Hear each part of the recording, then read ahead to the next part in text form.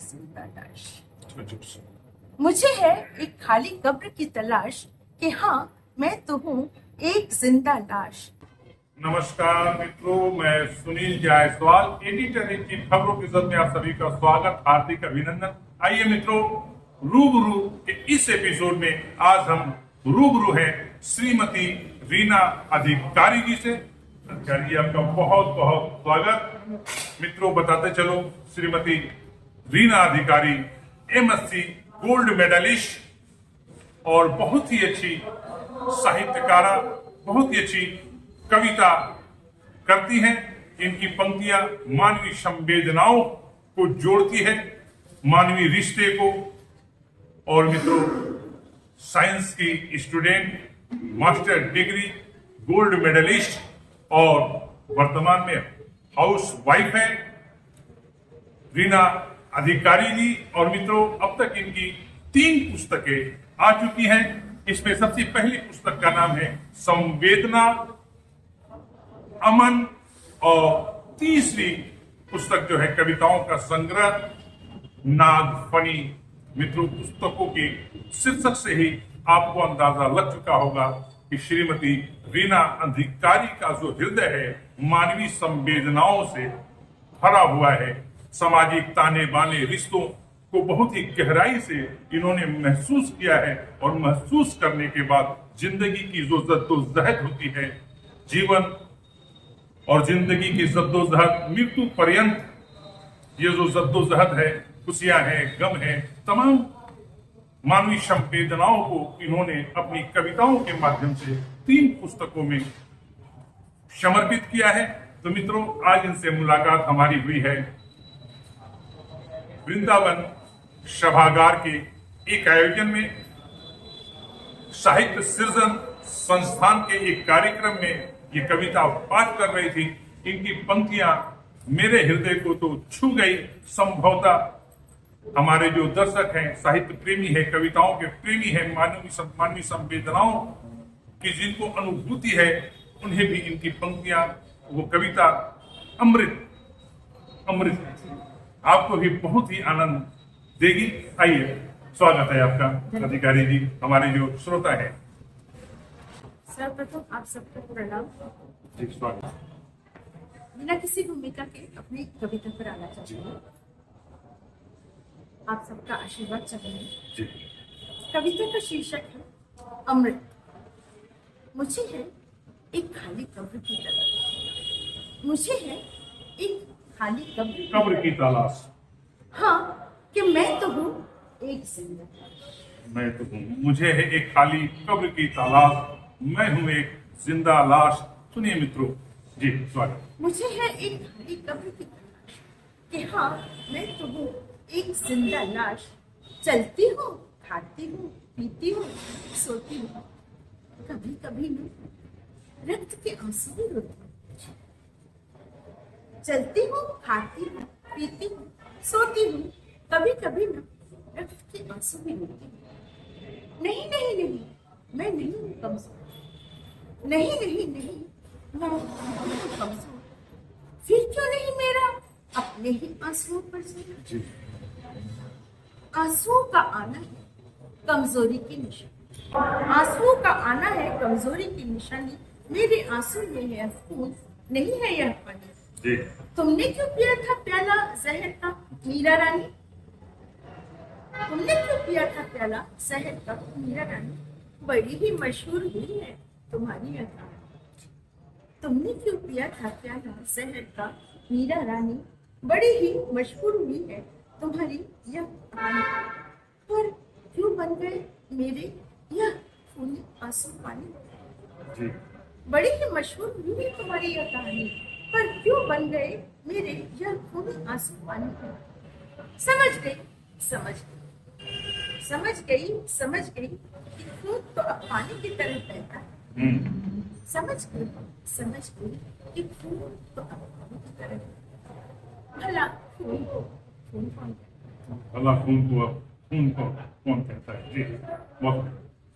समझ गई कि खून तो अब बह चुका। जी। समझ गई।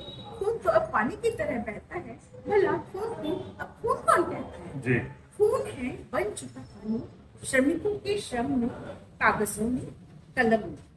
खून है बन चुका पानी, श्रमिकों के श्रम में, कागजों में, कलम में। स्याही चाहे लाल हो या नीली, स्याही चाहे लाल हो या नीली, चिर रहेगी यह अश्रुओं से। जी स्याही चाहे लाल हो या नीली, चिर रहेगी यह अश्रुओं से गीली। बता रहे यह गीली स्याही छोड़ जाती है अब कागजों पर अपने कदमों के निशान। जी यह गीली स्याही छोड़ जाती है कागज पर अपने कदमों के निशान। उफ ये रईसों के चोचले, उफ ये झूठी शान, बहुत उफ, ये रईसों के चोचले। उफ ये झूठी शान। देखो देखो उस श्रमजीवी की उजली मुस्कान, जी देखो उस श्रमजीवी की उजली मुस्कान, मुखमंडल पर उसके जरा सी नहीं थकान। देखो उस श्रमजीवी की उजली मुस्कान, मुखमंडल पर उसके जरा सी नहीं थकान। जी। न है पास रोटी, जी न कपड़ा और न मकान। न है पास रोटी, न कपड़ा और न मकान। रहता है वह बनाकर एक छोटा मकान। न है पास रोटी, न कपड़ा, न मकान। रहता है वह बनाकर एक छोटा मकान। अच्छा फिर भी चलता है वह सीधा तार। फिर भी चलता, बहुत सुंदर, बहुत सुंदर। फिर भी चलता वसीला। न है पास रोटी, न कपड़ा, न मकान। रहता है वह बनाकर एक छोटा मचान। फिर भी चलता है वह सीना तान। जी क्योंकि उसके मन में बैर नहीं, बैर नहीं, बहुत सुंदर। क्योंकि उसके मन में बैर नहीं है। तन झुलस चुका है, जी तन झुलस चुका है, पर उजले मन में मैल नहीं। मैल नहीं है। जी क्योंकि उसके मन में बैर नहीं है, तन झुलस चुका है, पर उजले मन में मैल नहीं। मैल नहीं है। जी दिन भर कमाता है, थोड़ा बहुत खाता है। दिन भर कमाता है, थोड़ा बहुत खाता है, उसी में से बच्चों के लिए बचाता है। दिन भर कमाता है, थोड़ा बहुत खाता है, उसी में से बच्चों के लिए बचाता है, और रात में जमीन पर ही सो जाता है। जी सेठ जी को तो नर्म बिस्तरों पर भी नींद नहीं आती। सेठ जी को तो नर्म बिस्तरों पर भी नींद नहीं आती।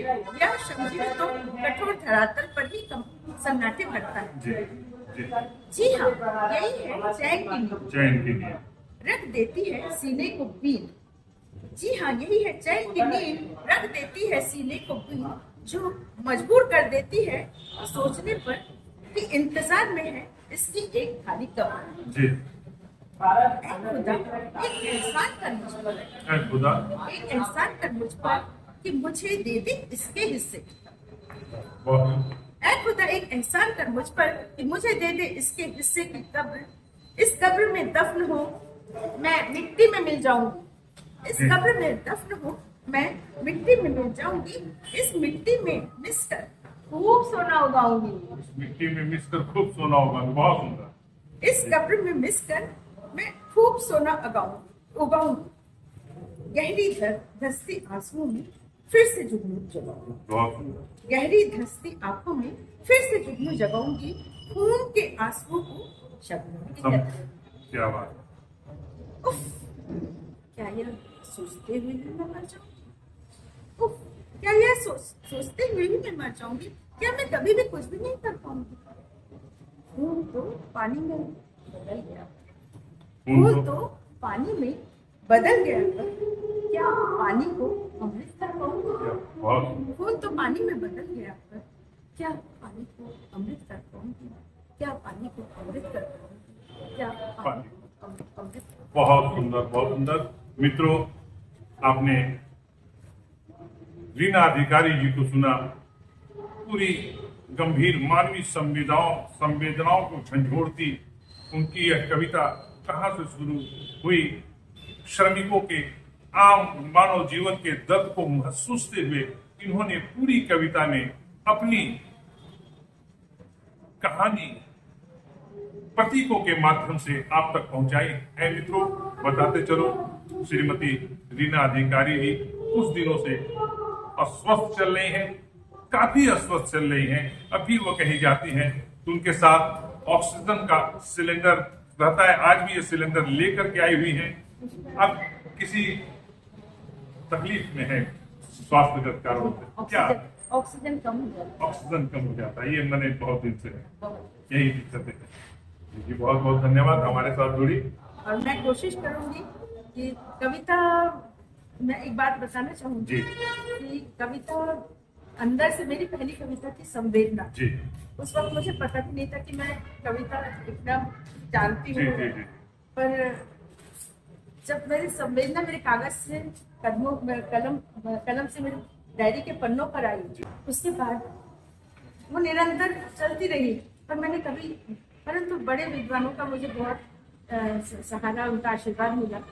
तो इसलिए मैं आनंदी साहेब शुक्ल जी, उन्होंने आनंदी साहेब शुक्ल जी, रायगढ़ जो जी। निराला कहेगा, जी। उन्हें बहुत कम उम्र में मेरे को रायगढ़ में बुलाकर 1 महीने तक तो मुझे कविताएं छपवाते रहे अच्छा रायगढ़ में। जी और सांस्कृतिक नगरी छत्तीसगढ़ की।